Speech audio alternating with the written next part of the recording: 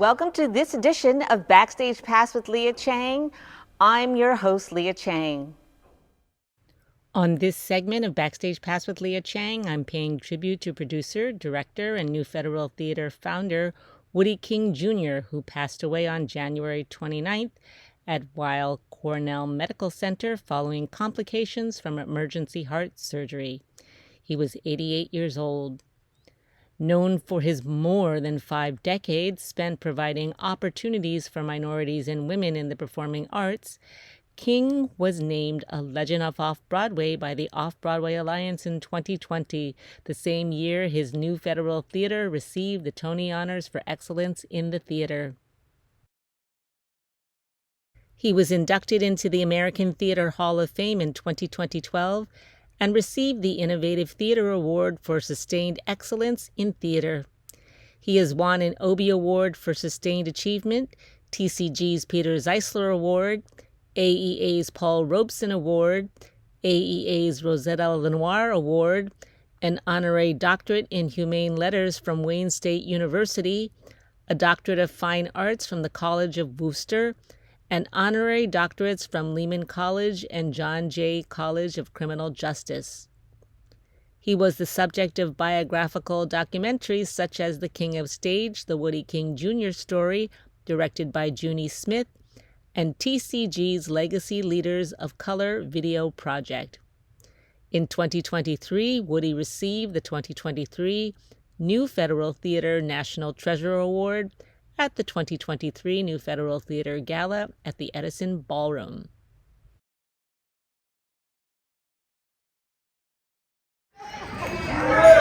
There are producers, directors, writers, actors, associates, facilitators. There are jesters, there are knights, there are queens, and there are kings. And we are blessed to have our own Woodie King Jr.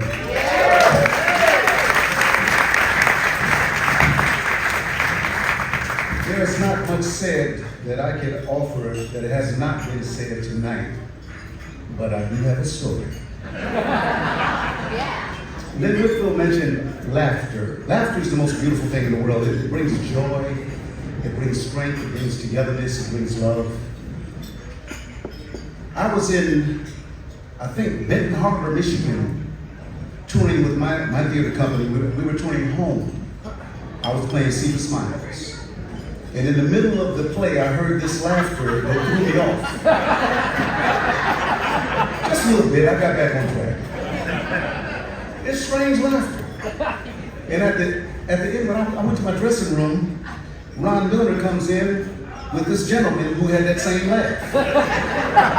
He said, "This is Woodie King Jr." And he looked at Woodie and said, I told you this boy's bad. And I looked, I said, hello, Mr. King, I heard about you, you're a legend. And he said, you want to come to New York? Did y'all hear that? I'm in Detroit with my own little theater company, working out. And in February, I had a message on there in February when you called me. We had answering machines then for all the young people. And my answering machine said, you know I ain't home, it's February, it's Black History Month. That was everybody would have to say we had a theater company. So I told Woodie, I said, yeah, I'm coming to New York if you got a job for me. He said, I got a job for you. You're going to take over the national tour of home. I said, well, let me finish my little tour of my company. I got to get it straight, because I got a couple people depending on me. That we all dead broke. But I'm on my way. So Woodie King is the reason that Ruben Santiago Hudson is in New York.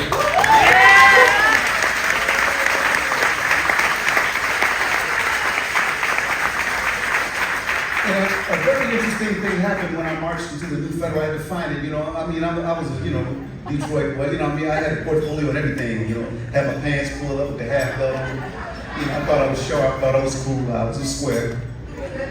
And I walked into the New Federal and I said, hey, I'm here to see Mr. Woodie King. They said, oh yeah, what's your name? I said, Ruben Santiago.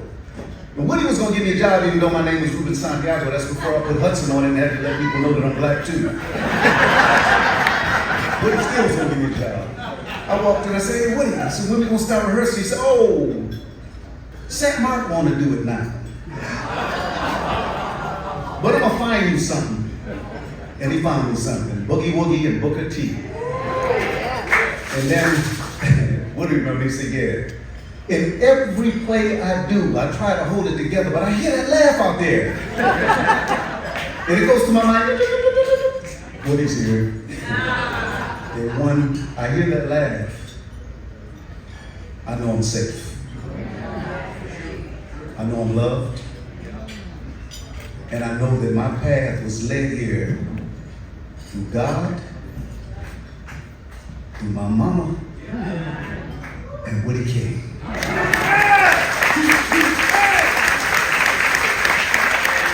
Let me just say this because I don't really know. We are all links in a chain.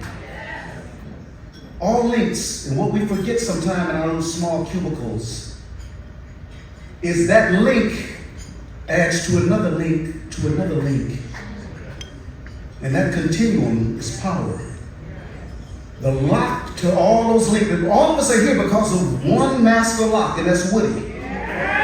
So we all connected to that chain. Do not forget that.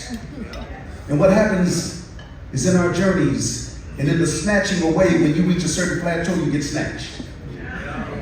That one. We all get snatched. Snatch yourself back and remember where you're from.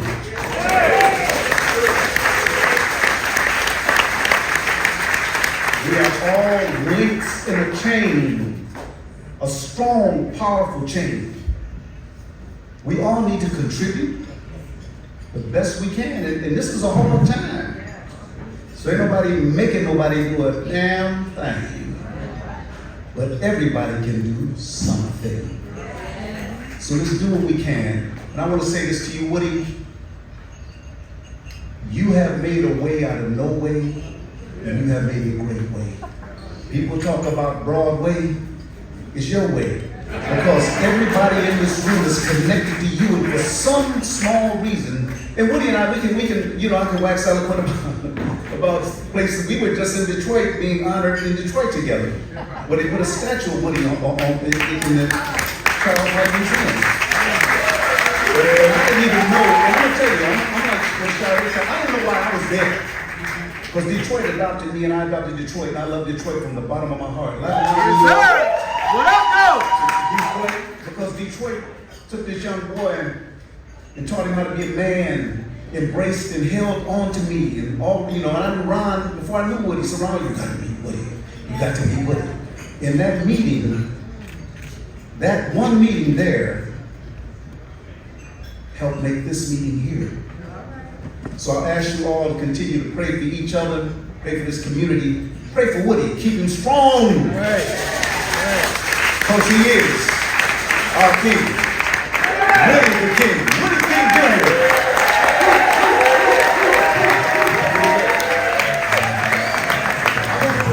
I want to present Woody, I'm honored to present Woody with the National Treasure Award.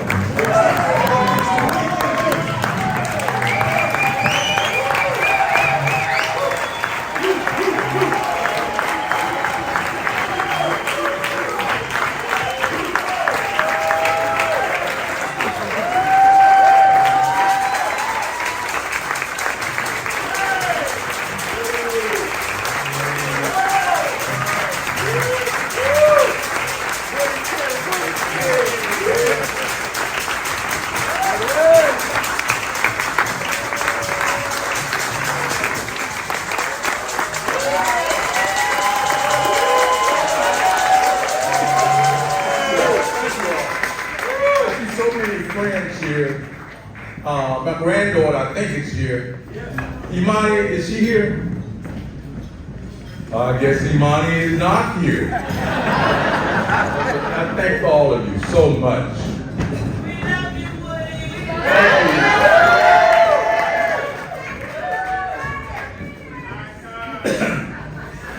Thanks to the New Federal Theater and its board of directors, Especially thanks to Elizabeth Van Dyke, producing artistic director of the Federal Theater, and her staff. I watched them work tirelessly, and I'm sort of like in awe, because I had more volunteers around me. Just want to say that, ladies. Now, Kenny Leon, with your busy schedule, I'm so pleased you joined Nan Whitfield in using your celebrity as co-chair of the NFT's gala. Now, Kenny Leon and I go back to days at the Alliance, where we did a production of the one I remember. I know we had done one before that for us, written by Tom Jones, but the one I remember is the stunning performances he gave in A Raisin in the Sun. And I sort of like looked on and said, this guy's gonna go into theater acting. And he's gonna be very, very successful at it. And to my surprise, that knowledge overtook him and went beyond and into directing. I don't know if you've seen his work, but I've seen almost that. I mean, I find a way to get to his stuff. It'll be snowing out. I said, we're going to see King Leon's production tonight. And Liz said, okay, cool. You know it's snowing out. So we're going to find some way of getting to it. And I'm thinking he's done 15 to 20 productions. He tells me, no, man. I saw he did in A Raisin. That's all. Hurley. I saw almost everything. Audrey McDonald. I said, damn. Top Dog Underdog. All his shows. He don't take no role in it. Most actors have an underpinning of jealousy and nostalgia. And I had asked him if I said a few words about it, would it be okay? I'm not just talking out of my head. That underpinning of jealousy and need. King Leon doesn't have it. That's why he said, well, all works all the time. NFT led me to so many pioneers in theater and literature. John Oliver Killams, Julian Mayfield, Theodore Ward, Sidney Poitier, Denzel Washington, Robert Penn Warren, Fred O'Neill, Rome Neal. Is Rome here? Okay. In the 20, 25 years I've known Rome, he's gone from acting in a stunning production of Monk and to create his own style, which an artist should do, and banana foot and jazz. And when I first saw it, and I saw this evolution, and kept seeing it over and over again, he's created his own style. And thank you for that, because I could learn from that. Carl Clay. Okay. Clarence Ali created I think I saw Clarence earlier. Okay. Who created a whole new series of plays in Newark. And you think, wow, that's a city that's not going to have anything. But it had theater. And when you create in a city that doesn't have anything, and I love the way Clarence always says, how you doing, Clarence? Oh man, I got so much to do. I got so much to do. Wow. And you know.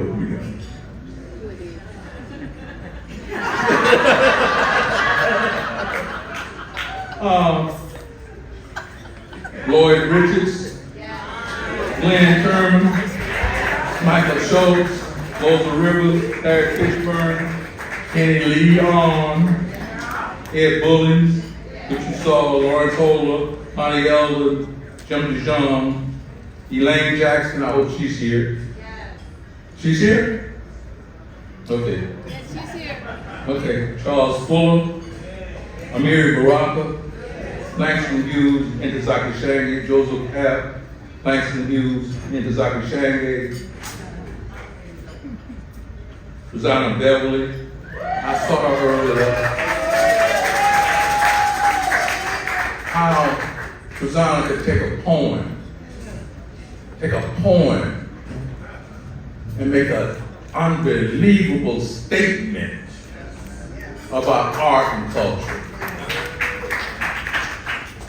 NFT's name and mission were gleaned from the Negro unit of the Federal Theater Project, 1935-1939, under the direction of Hallie Flanagan, totally supported by the federal government. I would like to see that again.